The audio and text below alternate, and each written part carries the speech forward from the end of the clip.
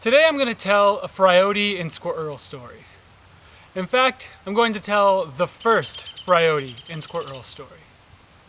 For those of you who have heard it before, I urge you to listen closely, because one day you may be in charge of telling the story again.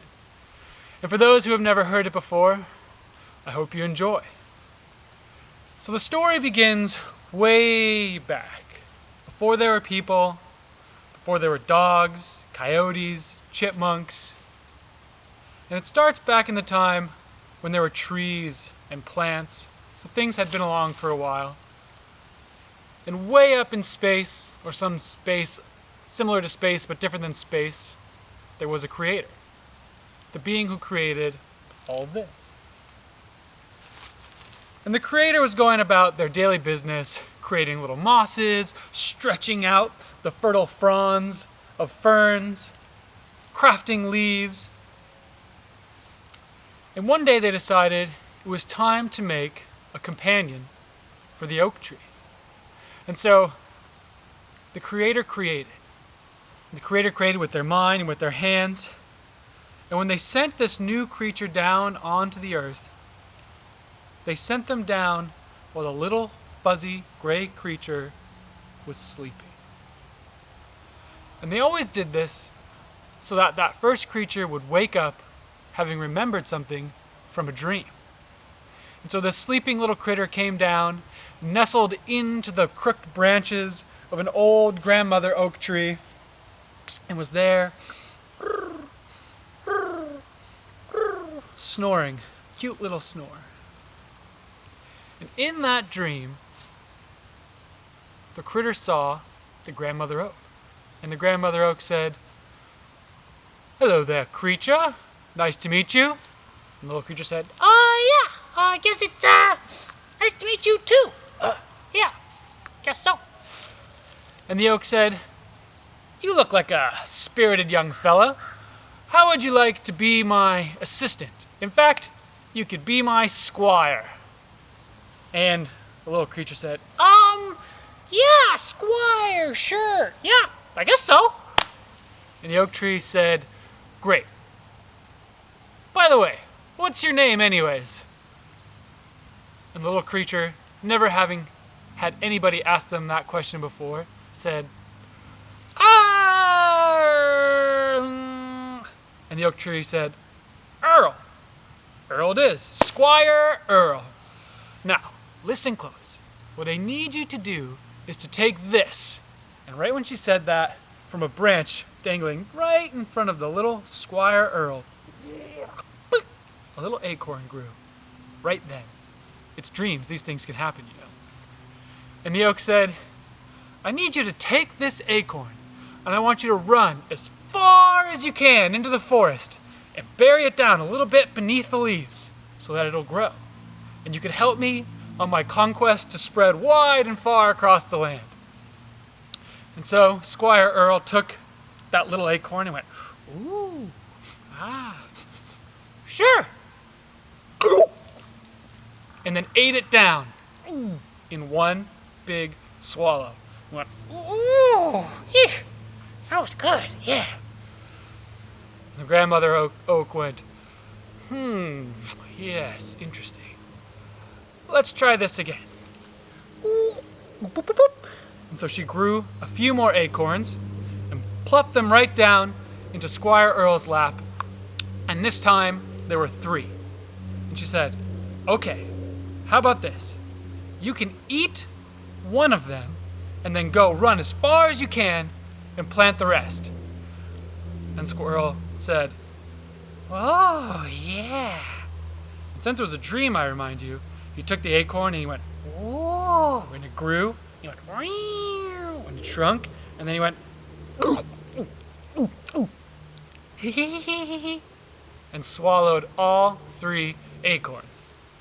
Now at this point, Grandmother Oak was a little frustrated, but I tell you, she was also wise. And so what she did next, she said, "Okay, Squire Earl, I see that you enjoy these acorns. So how about this? I will grow as many acorns as you could possibly eat. And why don't you just take them all? no strings attached. And so, bing, she made a bumper crop of acorns, and they all fell to the ground. And there were hundreds and hundreds and thousands of acorns. And SqEarl went, wah, pew, pew, pew, running all over and filling his face. And until pretty soon, he was full. And he was sitting at the base of the acorn tree going, oh, my belly. Oh, oh, oh, oh, oh, oh, oh. And he looked around, and still, there were hundreds of acorns. And then he saw a crow fly over. And it swooped down, picked up an acorn, and flew away. And SqEarl said, he didn't want his acorns to get stolen by a crow after all. So he gathered up all those acorns and ran all across the land, hiding them and burying them and covering them in leaves and digging them down a little bit. And he said, ooh, ooh, ooh, ooh. And the oak said, I see you've stashed away some acorns for later. And he said, yep. And she said, I bet you remember where you put every last acorn, don't you? And SqEarl said, yeah, maybe? And the next thing SqEarl knew, he was waking up. And he woke up remembering that strange dream with the oak tree, who he was still sitting on, and the acorns, which seemed to be just ripening on the twigs of the branches. And thought, Okay, here we go. and then went off his daily business. Now, SqEarl lived for some time on his own, zipping about the forest, and there were crows, and there were some blue jays. He would zip-zap around, and in this time, the Creator was still up there in some space similar to space, but different than space creating. And so the Creator was up there, would also wake up, and would also have this sensation. When the Creator would wake up sometimes, perhaps after having a nice tall glass of orange juice, would, excuse me if this is gross, but it's really how the story goes, and would get a big cosmic loogie right in their throat. And they would go, and they would spit it. Remember, we're in some space similar to space, but not quite space, and it would be the Creator's divine snot bubble would be flying through space. Its snot tail flying like a comet in the background, maybe even catching on fire, and was zooming towards planet Earth. And on this day, when the Creator's cosmic boogie was wiggling and waggling and speeding down towards the planet, SqEarl was just waking up. Didn't know anything was going on. A little bit of sunlight was shining down on his face, and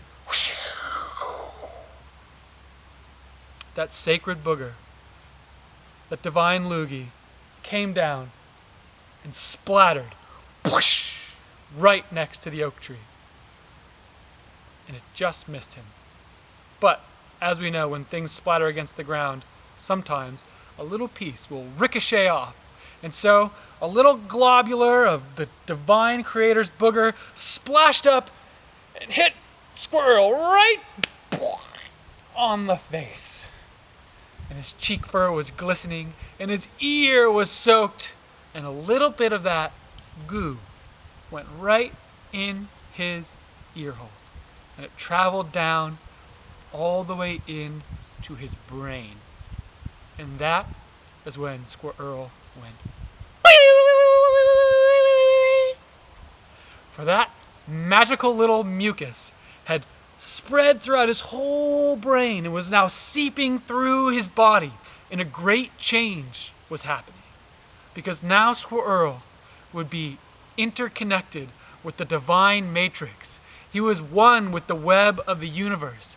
He had some small power that the Creator had to create blackberries, crows, chickadees, moss, but he didn't know it yet.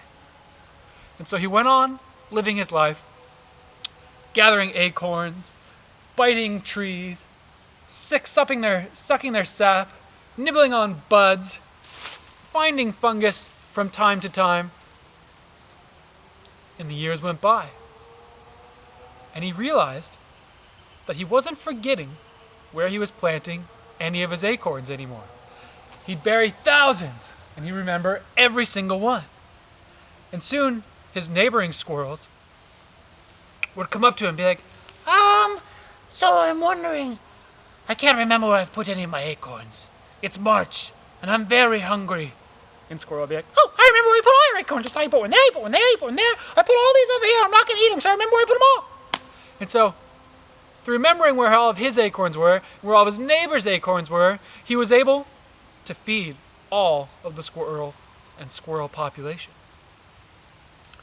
But as time went on, Squirrel himself got a mate, made plenty of baby squirrels who would grow up, but something strange happened. All of his kids would also grow old, and one day they would pass away, either from old age, or maybe they'd get gobbled up by a coyote. But Squirrel, he never seemed to get any older. And so, two things became apparent. That one, Squirrel, since that incident with the creator's boogie, had perfect memory. His superpower, if you will. And the second thing is that Squirrel was no longer getting older. He always stayed the same age,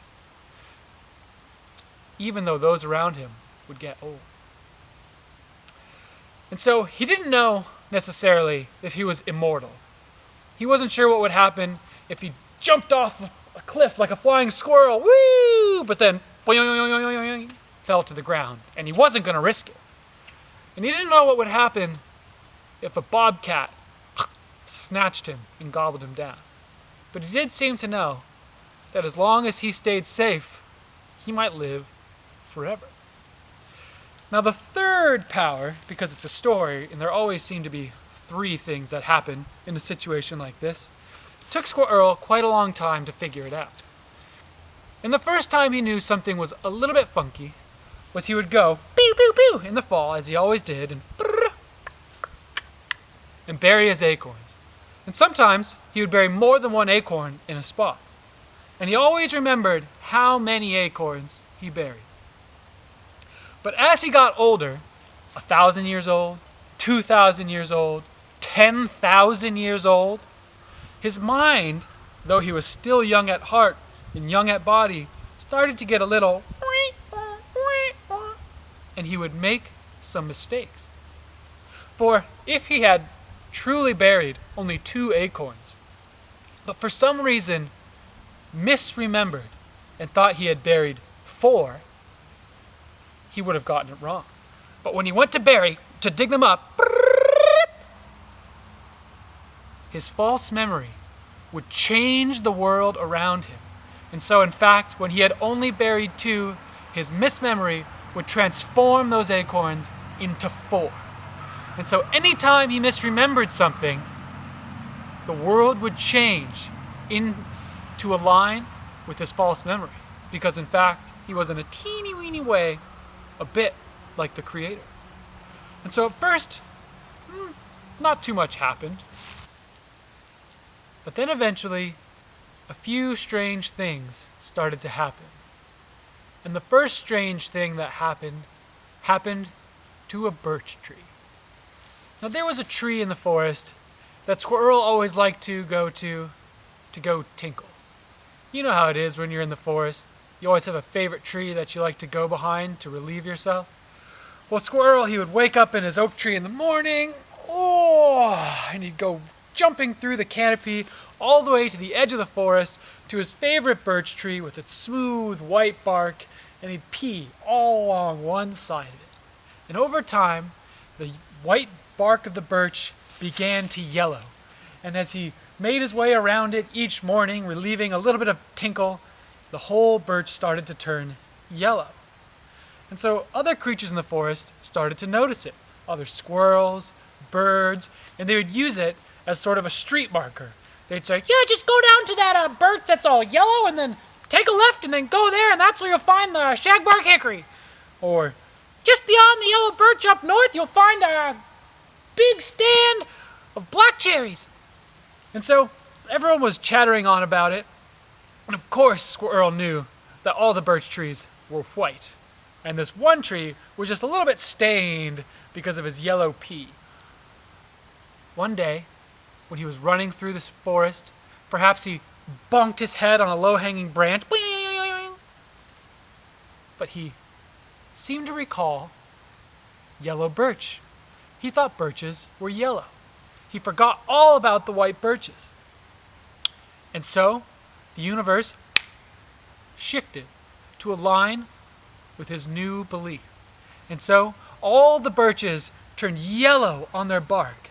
And not just a dull yellow, but a lustery golden yellow. And even their bark, in that change, started to peel back a little bit and get all curly and fringy like hair. And so, for the longest time, there were only yellow birches. But because SqEarl has a perfect memory, he, years later, seemed to recall white birches. And so, a few white birches popped back in. And so then there was a split with yellow birches and white birches. And that's the first time that SqEarl's third power came to reveal itself. It was that if he had a false memory, the universe would change to align with it. And certainly, many things that we know and see in the forest today were a result of SqEarl's cuckoo mismemory. And so, with these three new strange things about him, he went along his forest business, collecting acorns, eating, chomping buds, making friends, running through the forest. But after a few thousand years of surviving, of outwitting all the coyotes, and outwitting all the bobcats and squirrels, and outwitting all the hawks, there was a creature who seemed that he might be able to outwit SqEarl. And perhaps outwit is not fully the right term. He might outchase, outjump, overmuscle, overpower. And he was, in fact, a coyote. And he was a coyote of incredible size and incredible strength. And he did come by this size and strength by some predisposition of birth. But there was another way in which this coyote came to be quite large and strong. For he had a den. And his den was dug out underneath the protruding roots of trees, and he dug down in there, and down at the bottom of his den, way down there was a rock. And that rock he uncovered, and that rock was warm to the touch. It was even hot. And that rock was hot because that rock went way down, further under the ground. It was such a long rock. And it touched down into an underground river of lava. And so that lava heated the rock at the bottom, and that heat transferred all the way to the top. And so, in that underground cavern, there was a warm rock that kept that den toasty warm in the wintertime. But that's not all. That coyote would go out and he would hunt in the winter, as coyotes love to do, beavers. And he'd bring those beavers back. And if you've ever seen a beaver, they're chunky little buggers. They're fluffy, and not just because of their fur, but also because they have a nice layer of fat. And so that coyote would chew off a bit of fat and slap it right onto the hot rock. And the fat would melt and bubble and steam. And so he would then take a piece of beaver meat and deep fry it right in the fat and gobble it down. And boy, he liked that. This coyote soon, because he would fry squirrels, he would fry chipmunks, he would fry beavers, he would even fry beaver butt fat and beaver butt fat on a stick. And so he became known as Fryote. And Fryote would walk around through the forest, and he'd be the biggest and the stinkiest, and he bossed all the other coyotes around, and he got the richest hunting grounds and the richest hunting trails, and he'd catch rabbits, squirrels, you name it. But there was one squirrel he couldn't yet catch. And he noticed that this squirrel, who was a little bit crazy, I'm gonna tell you, pew, pew, pew, pew, running around all over the place, seemed to be living forever. Now, coyotes tend to live a little bit longer than squirrels. And so when that squirrel was around, Fryote noticed. And so he thought to himself, there's a lot of squirrels out here I could catch. There's a lot of chipmunks, a lot of rabbits. In fact, I've caught a lot of them. But this squirrel here, he's really giving me the bugs. I think I ought to catch him. And if he's got some sort of trick about how he's living so long, I'm going to find it out of him one way or another. And so, SqEarl, one day, was going about his business, and SqEarl, given his incredible memory and longevity, had a few culinary secrets of his own. Not only would he dig up acorns and eat them that had just been buried days, months, or weeks before, he would also bury acorns down, way underground, down where the soil turned to clay or rocks, and he would bury them in there, and they would age for years, and they would take on like a stinky cheese aroma. And sometimes they get so soft and gooey he could smush them up, and he could take a fresh acorn with a smear of fermented aged acorn butter and put a sandwich on it and gobble them up. And so one day he was digging down into one of his acorn cellars of aged, very musky acorns. And Fryote was walking about. Oh, what is that smell? Until he heard the digging, and he also smelled that crazy little squirrel. And so SqEarl popped up out of his hole, a little bit woozy from that incredible smell of aged acorn, and Fryote pounced on him and had him squished down beneath his paws into the ruffly leaves of the forest floor. He said, "Okay, squirrel, what's the deal with you, huh? I seen you around for years and years. You look old, but for some reason you don't look old. What's up with that?" And squirrel's like, yeah, nothing. And Fryote said, "Yeah, well, I've been waiting to eat you for a long time. And I ain't waiting no more." And he went to chomp SqEarl. But SqEarl went, "Ah!" He stuck up his hands. And one of his hands went right into Fryote's nostrils. And the other one peeled down his lower lip. And he said, "Wait!" And he said, I'll tell you everything. Just don't eat me right now. I'll tell you everything." And Fryote said, "All right, squirrel, talk to me. What's the deal with you?" And SqEarl told him everything. Told him about the cosmic loogie coming down and splashing into his brain. Told him how he lived forever, had outlived everybody for thousands of years. About how things changed and how he remembered everything. And Fryote said, "Well, that's great news, because I'm going to eat you, and I suspect that those incredible magic powers and longevity are going to be conferred upon myself." And SqEarl said, Wait! Again stuck his little squirrel paw into his nostril. Fryote went, he said, If you eat me, it's gonna, your incredible stomach is gonna dissolve all of the magic, and you won't get any. You'll just have a squirrel, and you're never gonna live forever. And Fryote said, "Yeah, I do have quite an incredible stomach, so I guess that does make sense. But I don't see any other ways I'm gonna live forever, so I guess I'm gonna eat you." And one last time, SqEarl went, Wait! Okay. I can find you some remnant cosmic booger. And if you eat that, guaranteed immortality. You'll live forever. You'll be the biggest. You'll be the strongest. You'll remember everything you want. You'll be incredible. You'll be the king of the coyotes. And Fryote sat there and said, "Yeah, I'd be the king of the coyotes. Not that I already ain't, but good to know I could do it forever. Okay, I'll tell you what, freaky little squirrel.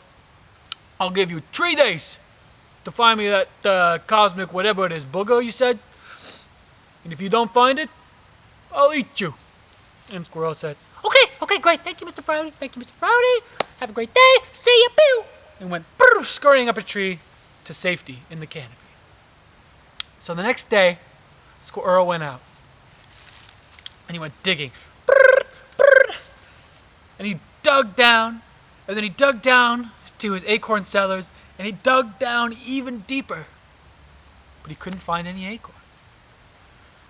And he dug all day long, and at the end of the day, he went back up into his tree. He was feeling a little nervous and a little scared. And Fryote came by on his hunting trail and said, "Hey, squirrel, did you find it?" And SqEarl said, Nope, not yet. I was just waiting. I just took the day off. and Fryote looked around at all the holes at the base of the grandmother oak and said, "Yeah, looks like it. I'll be seeing you tomorrow." So SqEarl went out the next day and started digging. And all around the oak tree, there were just holes and holes and holes and holes and mounds of dirt, and everything was upside down. Looked like a giant mole hole. And Fryote came by and said, "Okay, squirrel, what's the deal? What's the deal? Where's this boogie?" And SqEarl said, Yeah, just one more day. It's really deep down there, and I'm just about to find it. and Fryote said, "Okay, if you don't find it, no skin off my back. I'll just fry you up and gulp you down." And SqEarl said, all night long in his tree. He didn't even sleep. He didn't sleep a wink. He thought, Think, think, think, think, think. Where is the acorn? Where is the... and so he went out first thing in the morning. Couldn't find anything. And he was digging down until the sun was blotted out. And the hole he was digging in went dark. And he looked up, and all he saw was the big, shining teeth of Fryote. And Fryote said, "Today's the day, squirrel. You better come up here with a boogie, or you're going down the hatch." And SqEarl knew that this was it. He had a good long run of a few thousand years, and he thought, Well, guess that's all. If only I could remember. Oh, ding! and in that moment, it all came back to him. The cosmic boogie, whoop, whoop, whoop, whoop, splatting on the ground, hitting his face, the exact angle. And he looked down in his memory, and in his mind's eye, he saw one acorn, ripe and fresh, getting coated in the gelatinous mucus of the Creator. And then how the leaves came down, and the soil grew over it. And he thought, It's right over there. and he burst out of the hole right past Fryote and went, I got it. Pew! and he dug and he dug and he dug, and the soft sound of claws on soil was whoosh, whoosh, whoosh, whoosh, whoosh, whoosh, whoosh, whoosh, whoosh, whoosh, whoosh, whoosh, whoosh. He said, It's down here. It's gotta be down. It's down here. Shh, shh, shh. It's gotta be down here. and Fryote said, "Squirrel, your time is up. You best come out of there before I get a stick." And SqEarl said, Yeah, just shh, shh, shh. and the sound of claws on soft soil changed to claws tinking on the hard shell of an acorn. He thought, Oh my goodness. and he picked it up, and his little squirrel paws were trembling. And he looked at it, and he sniffed it, and he remembered that smell of the Creator's loogie, and he put it in his mouth and climbed out of the hole, and he showed it to Fryote. Well, this is it. So I guess you might as well go ahead and eat it, and see you later. And Fryote said, "Not so fast." And he put his foot down on SqEarl's tail so he couldn't go anywhere. He said, "How do I know this is genuine Creator boogers? Looks just like an acorn to me." And SqEarl took that acorn and turned it over in his hand. And just as he did, the sunlight caught it just at the right angle, and a phosphorescent glisten of multiple colors sheened whoosh over the surface. And both of them got tingles down their spines. And Fryote said, "Oh my. Oh, I never thought I'd eat an acorn, but this is worth it." Boom! And just as Fryote was about to chomp down on that sacred acorn, a furry little creature buzzed by and whipped it right out of SqEarl's hands. And they both looked over, and they just saw a fuzzy little tail and a fuzzy little body squirm down a hole and was gone. SqEarl looked up at Fryote and said, See ya! Pew! And zoomed off, pulling his tail out from under Fryote's paw and zipped up a tree and ran away. And as it turned out, it was a chipmunk who grabbed that acorn, not knowing that it was anything but a regular acorn, and ran down into her little cavity under the ground, and she chomped it up. And as she ate it, she felt this warm relaxation fill her muscles, and she felt calm and loved and at peace. And she said, "Yum."